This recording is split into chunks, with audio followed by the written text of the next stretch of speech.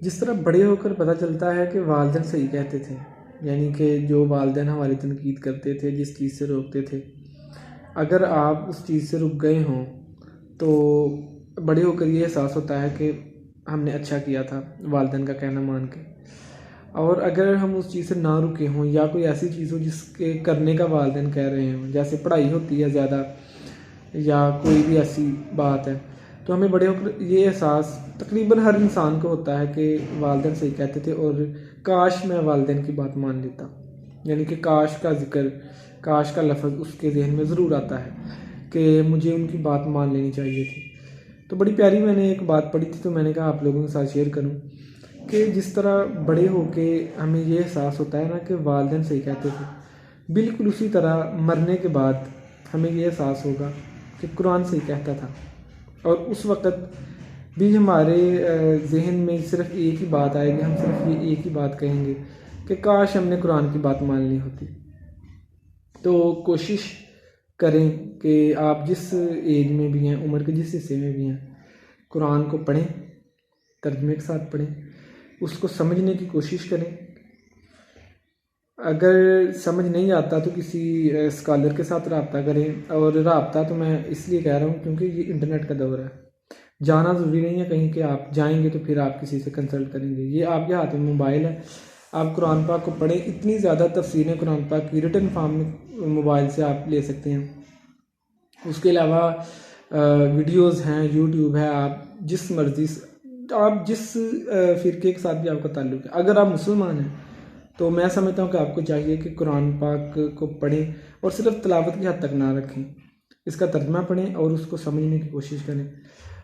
یہ جو میں بتا رہا ہوں آپ کو بات، مرنے کے بعد ظاہر ہے ہم سب نے مرنا ہے،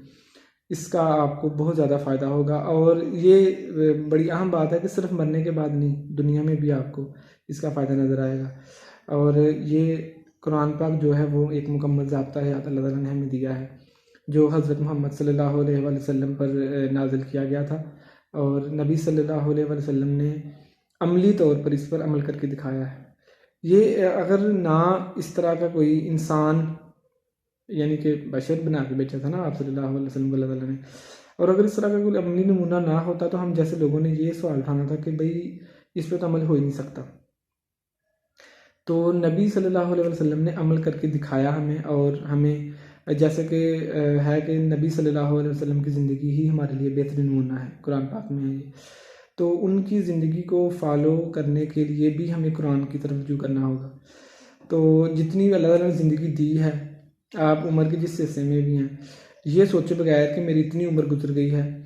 آج سے ہی قرآن پاک کو پڑھنا شروع کریں اور ترجمے کے ساتھ پڑھیں، جس مرضی جو ہے وہ